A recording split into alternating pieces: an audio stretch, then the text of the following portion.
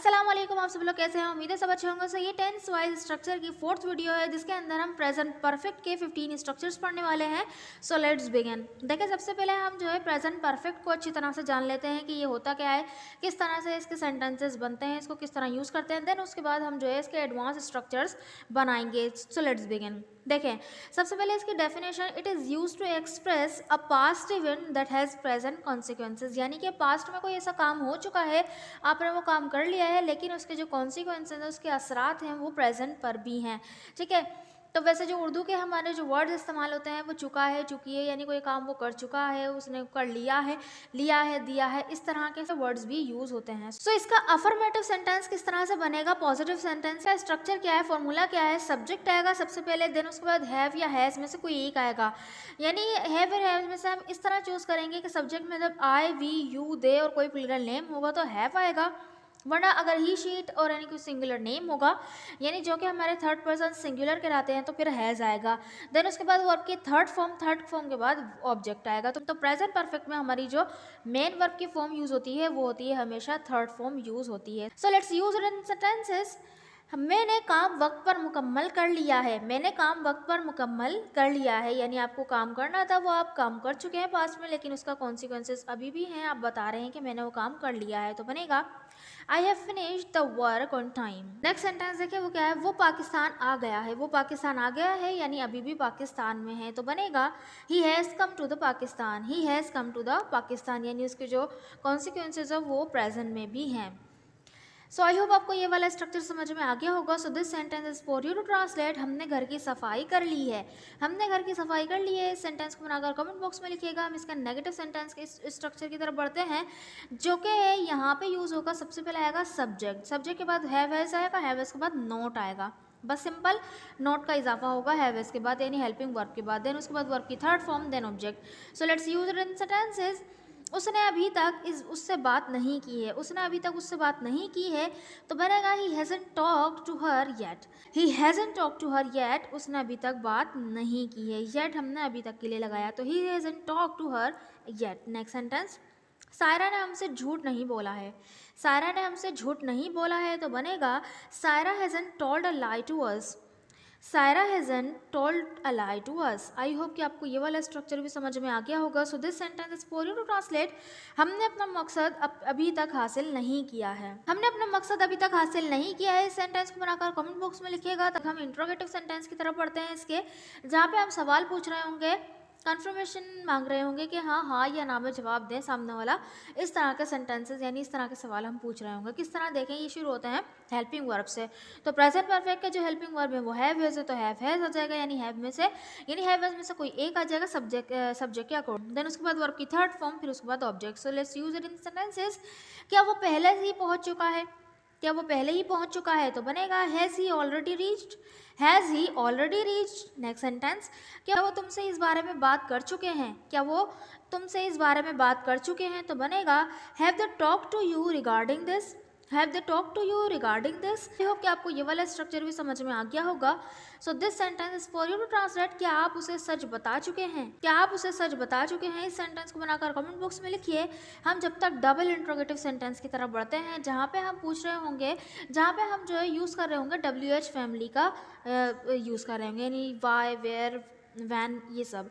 तो WH family आएगा, then उसके बाद हैव या हैव में से कोई एक आएगा, सब्जेक्ट या अकॉर्डिंग, देन सब्जेक्ट आ जाएगा, फिर उसके बाद वर्ब की third form, then object. So let's use it in sentences. वो कहाँ पहुँच गए हैं? वो कहाँ पहुँच गए हैं, तो बनेगा where have the reached. Where have the reached. Next sentence, तुम किससे बात कर चुके हो?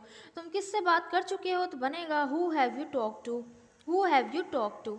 आई होप कि आपको ये वाला स्ट्रक्चर भी समझ में आ गया होगा। So this sentence is for you to translate. तुमने क्या किया है?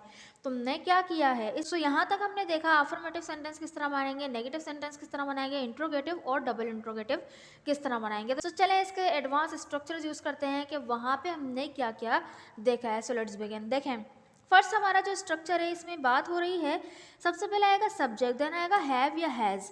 हैव या हैज़ में इसको एक आ जाएगा, देन उसके बाद गॉट आएगा, गॉट के बाद एडजेक्टिव आएगा। यहाँ पे जो गॉट है वो कोई एक स्टेट से दूसरे स्टेट में दाखिल होने की बात कर रहा होगा, जैसे कि चाय ठंडी हो गई है या पानी गर्म हो गया है, सर्दी हो गई है, इस तरह के सेंटेंसेस इससे बन रहे होंगे। और यहाँ पे जो है हमेशा एडजेक्टिव आएगा। किस तरह देखें, चाय ठंडी हो गई है, चाय ठंडी हो गई है, तो यहाँ पे जो चाय है वो एक सब्जेक्ट है और हैज़ आएगा क्योंकि टी, तो बोलेंगे the T has got cold, the T has got cold. Next sentence, अंधेरा हो गया है, अंधेरा हो गया, अंधेरा को डार्क बोलेंगे तो बोलेंगे it has got dark, it has got dark. I hope कि आपको ये वाला स्ट्रक्चर समझ में आ गया होगा। So this sentence is for you to translate.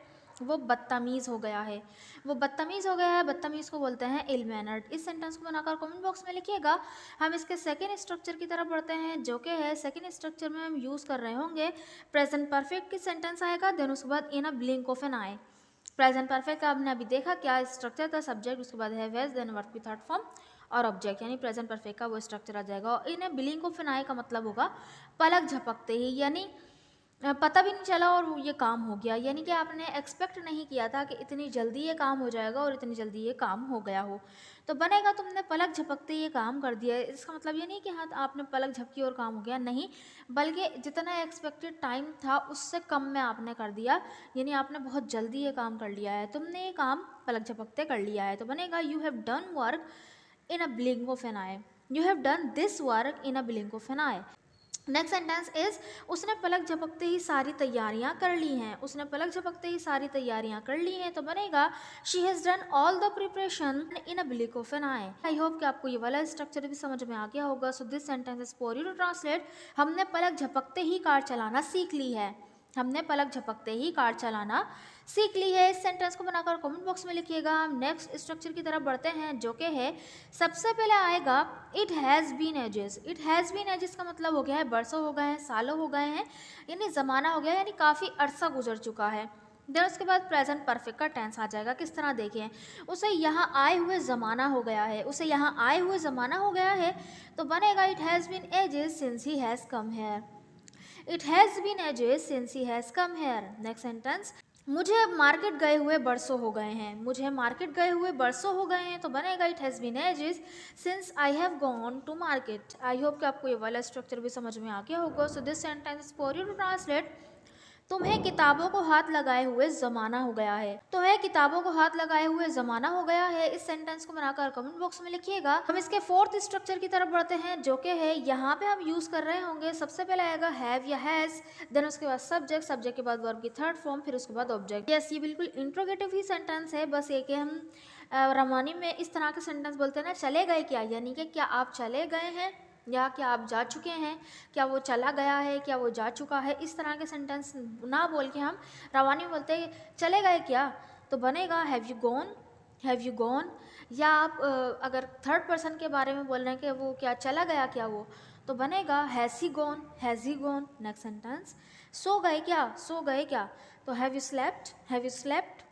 ठीक है, आई होप कि आपको ये वाला स्ट्रक्चर भी समझ में आ गया होगा। So this sentence is for you to translate. वो घर गया क्या, वो घर गया क्या। इस सेंटेंस को बनाकर कमेंट बॉक्स में लिखिएगा। हम इसके फिफ्थ स्ट्रक्चर की तरफ बढ़ते हैं, जो कि है फिफ्थ स्ट्रक्चर में हम यूज़ कर रहे होंगे, सबसे पहले प्रेजेंट परफेक्ट का टेंस आ जाएगा। ठीक है, देन उसके बाद आफ्टर आएगा, आफ्टर के बाद वर्ब की आईएनजी फॉर्म यूज़ होगी, देन उसके बाद ऑब्जेक्ट, यानी कोई काम करके आपने कुछ किया है या कोई काम करने के बाद आपने कुछ किया है, वही मतलब होता है करके या करने के बाद। ठीक है, सेंटेंस बनेगा मैं खाना पका कर आई हूँ, यानी मतलब ये है मैंने खाना पकाया फिर मैं उसके बाद आई हूँ। सही, तो बनेगा I have come after cooking food, I have come after cooking food, क्योंकि कम की थर्ड फॉर्म भी कम ही होती है, इस वजह से यहाँ पे कम ही लिखा। नेक्स्ट सेंटेंस इज पढ़ा कर मैं घर लौटी हूँ, पढ़ा कर मैं घर लौटी हूँ, तो बनेगा I have come back home after teaching, I have come back home after teaching. I hope कि आपको ये वाला स्ट्रक्चर भी समझ में आ गया होगा। So this sentence is for you to translate. वो नाश्ता करके स्कूल गया है, वो नाश्ता करके स्कूल गया है। इस सेंटेंस को बनाकर कमेंट बॉक्स में ज़रूर लिखिएगा। हम नेक्स्ट यानी सिक्स्थ स्ट्रक्चर की तरफ बढ़ते हैं इसके, जो कि है सबसे पहले आएगा यहाँ पे आई हैव ऑब्जर्व दैट। इस फ्रेज को हम यूज़ कर रहे होंगे, यानी मैंने देखा है, देन उसके बाद जो सेंटेंस होगा किसी भी टेंस में हम वो लगा देंगे। किस तरह देखें, मैंने देखा है जिस तरह वो काम करता है, मैंने देखा है जिस तरह वो काम करता है, तो बनेगा I have observe that the way he works. Next sentence is मैंने देखा है कि फारिया अक्सर यहाँ आती है, मैंने देखा है कि फारिया अक्सर यहाँ आती है, तो बनेगा I have observe that Faria often comes here, I have observe that Faria often comes here. I hope कि आपको ये वाला स्ट्रक्चर भी समझ में आ गया होगा। So this sentence is for you to translate. मैंने देखा है कि वो 8 बजे दुकान बंद कर देता है। मैंने देखा है कि वो 8 बजे दुकान बंद कर देता है। इस सेंटेंस को बनाकर कमेंट बॉक्स में लिखिएगा। हम नेक्स्ट यानी 7th स्ट्रक्चर की तरफ बढ़ते हैं, जो कि है हमारा, यहाँ पे हम यूज़ कर रहे होंगे, सबसे पहले आएगा बिलीव इट और नॉट, मतलब मानो या ना मानो। देन उसके बाद प्रेजेंट परफेक्ट का हम टेंस लगा देंगे। किस तरह देखें, मानो या ना मानो उसने रिश्वत ली है, तो बनेगा believe it or not he has taken a bribe. Sentence is मानो या ना मानो वो तुम्हें धोखा दे चुके हैं। मानो या ना मानो वो तुम्हें धोखा दे चुके हैं, तो बनेगा believe it or not they have deceived you. Believe it or not they have deceived you. I hope कि आपको ये वाला स्ट्रक्चर भी समझ में आ गया होगा। So this sentence is for you to translate. मानो या ना मानो उसने आपके साथ नाइंसाफ़ी की है। मानो या ना मानो उसने आपके साथ नाइंसाफ़ी की है। नाइंसाफ़ी करना किसी के साथ आप बोल सकते हैं कि do unfair to someone. Do unfair to someone इस फ्रेज का आप यूज़ कर सकते हैं नाइंसाफ़ी करने के लिए। सेंटेंस को बनाकर कमेंट बॉक्स में लिखिएगा। हम नेक्स्ट यानी इसके 8th स्ट्रक्चर की तरफ बढ़ते हैं, जो कि है यहाँ पे हम यूज़ कर रहे होंगे rumour has it that. Rumour has it that का मतलब होता है अफवाह है कि, या उड़ती उड़ती खबर आई है कि। देन उसके बाद प्रेजेंट परफेक्ट का आप टेंस लगा दें। किस तरह, उड़ती उड़ती खबर आई है कि उसने रिज़ाइन कर दिया है। उड़ती उड़ती खबर आई है कि उसने रिज़ाइन कर दिया है, तो बनेगा rumour has it that he has resigned. Rumour has it that he has resigned. Next sentence, अफवाह है कि आपने करप्शन की है। अफवाह है कि आपने करप्शन की है। सेंटेंस बनेगा rumour has it that you have committed corruption. Rumour has it that you have committed corruption. I hope कि आपको ये वाला स्ट्रक्चर समझ में आ गया होगा। So this sentence is for you to translate. के साथ लड़ाई हुई है।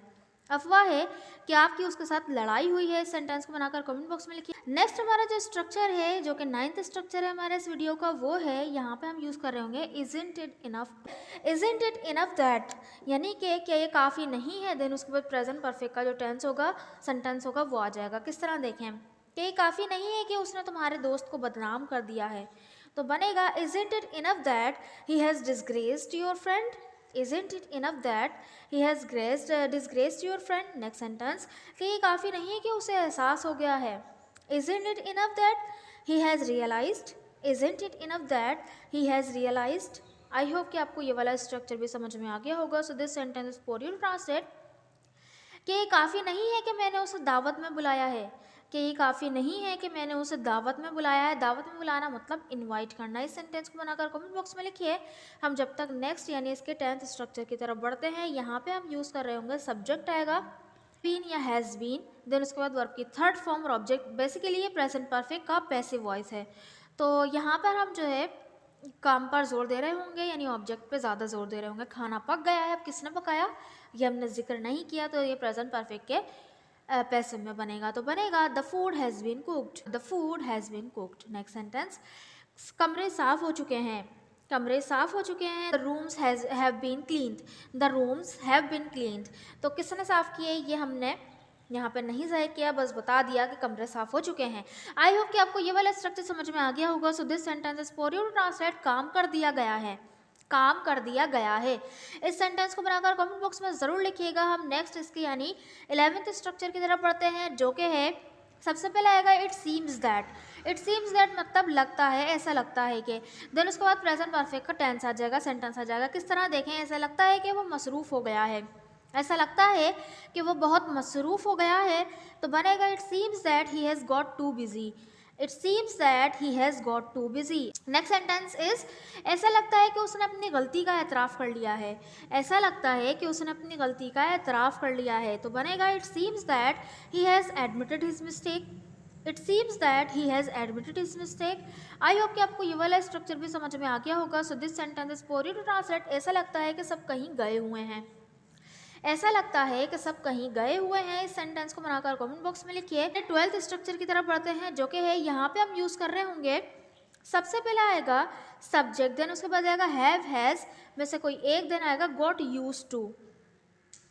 गॉट यूज्ड टू के बाद किसी चीज़, गॉट यूज्ड टू का मतलब होता है किसी की आदत पड़ जाना, तो हैव हैज़ मतलब कोई आदत पड़ गई है, इस तरह का सेंस है। देन उसके बाद कोई नाउन आ सकता है, यानी किसी चीज़ की आदत पड़ गई है या किसी काम की आदत पड़ गई है, तो काम में वो आईएनजी फॉर्म लगा देंगे, यानी एक्शन में। सो सेंटेंस इज, मुझे रात को देर से सोने की आदत पड़ गई है।